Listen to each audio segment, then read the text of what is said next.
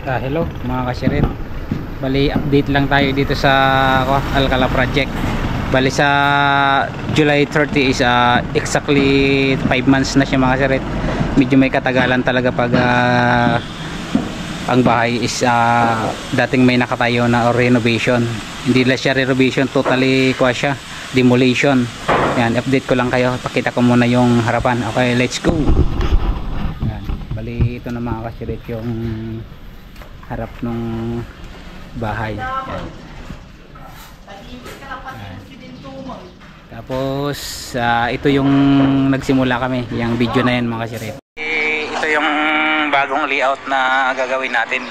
Yung bahay na yan is hahatiin natin yan. Mamaya ipakita ko sa inyo yung plan.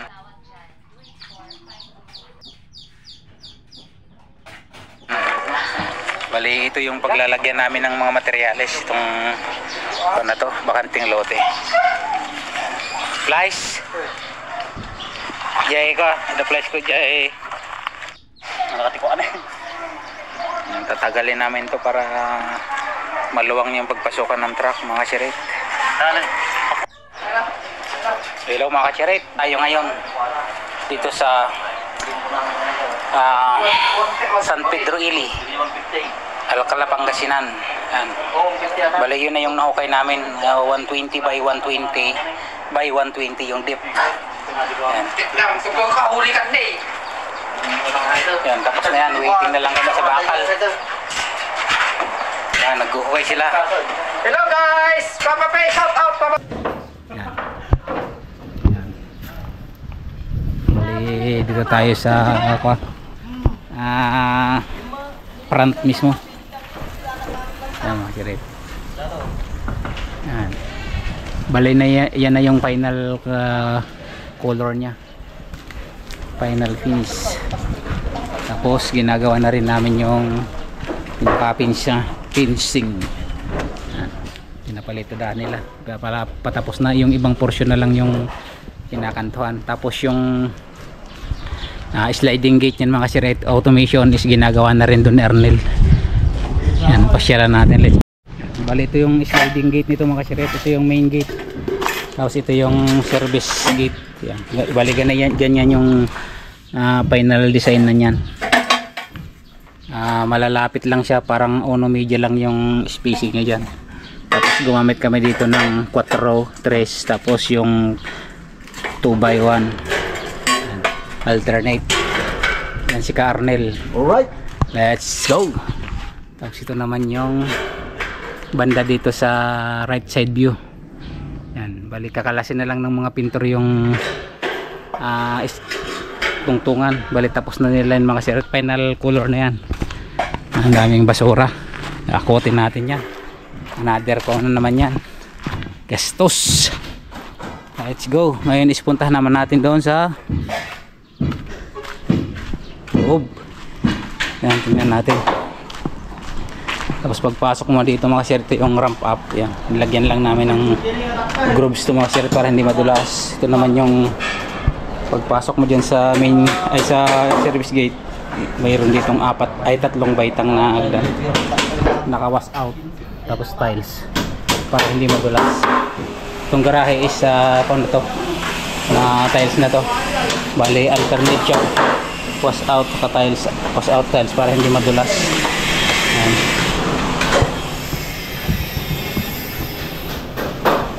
Naploringan na rin namin dito yung napakaraming lupa na nakatambak noon. Yung video makasir ito, yung video.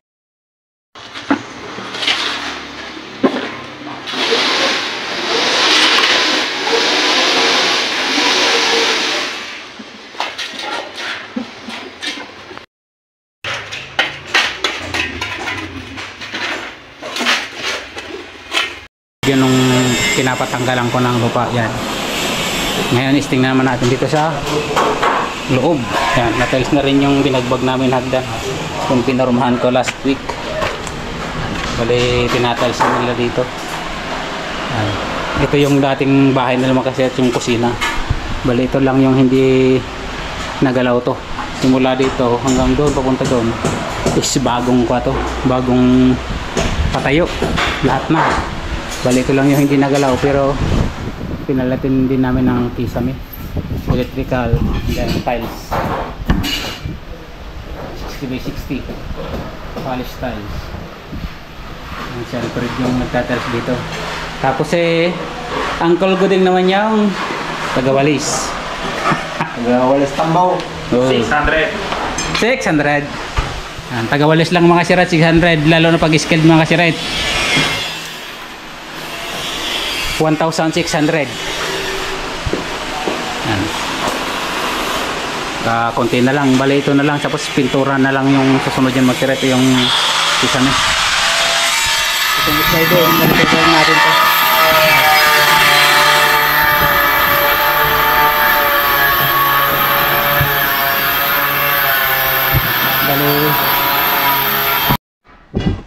Ito na rin yung TV console niya mga siret. Bali isang buong na yan, isang buong plywood na 8 feet.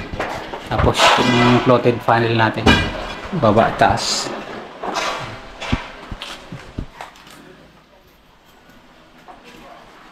Nag-route na nosting. Tapos tong dito sa ilalim ng hagdan, ito yung design niya mga siret. Yan. Okay, let's go. Jason, apay pinutol mo pala nga yung rekap iyan eh. Dapat customer na buo. Ayun na. Baliw nga yan. Yan, nakiat dito tayo dito si second floor. Yan. Makalat pa kasi nagpapag-grout na ako mga sirit. Yan. Ito yung binuhusan namin. Ito magiging rooftop nila. Yan, sa ibaba nito mga sirit. Ito yung sala at saka dining. Yan. Bali itong kulay dito sa taas is tapos na to. Yan. So, tapos na rin yung mga cabinet dito mga siret. Yan. Tapos na yan. Bali, handle na lang ilalagay natin kasi di pa siya masyado tuyo. Kaya medyo nakabukas pa. Tapos yung sliding door niya dito na aluminum. Yan. Tapos yung CR natin. Yan, nakikabit na rin yung mixer. Yung mga laboratory niya, countertop na laboratory. And then ikabit na rin yung mga shower. Yan. Bali fittings na lang na wala pa tayong nabiling double angle bulb. Tapos mamaya kabit natin dito yung shower enclosure niya. Bali dito na siya mga sirito.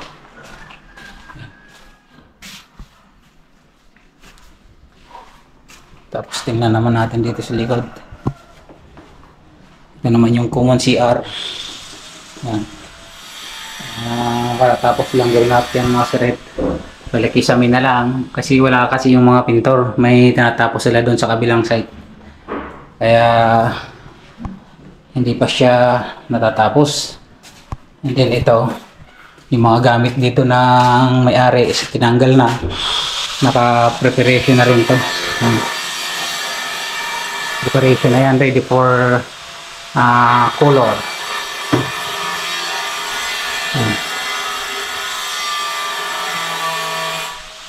Tapos inilipat natin dito yung mga gamit nila mga siret. Yan, kasi natapos na yung ilaw natin. Yan, tapos na yung kulay niya kasi, at kaya pinalipat ko dito yung mga gamit para mapinturahan na din dun sa kabila. Ganito kahirap pag may mga gamit tapos nagtatrabaho, medyo na antala yung finishing ng trabaho, pero okay lang. Walang talagang ganon. Cabinet, pinamasilyahan na rin yung mga takip niya. Yan, tapos na rin yung mga sirito. Dito na sa ilaw yan. May cove na siya, may center, tapos may corner light. Mali working na yan. Tingnan natin.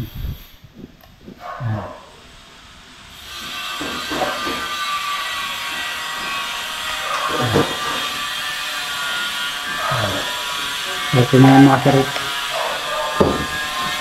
Yung breaker natin dito gumamit tayo MCD type. Bale, na-energize na yan mga sir.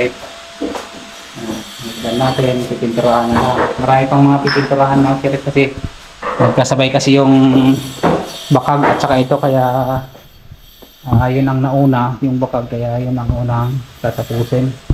Okay, let's go.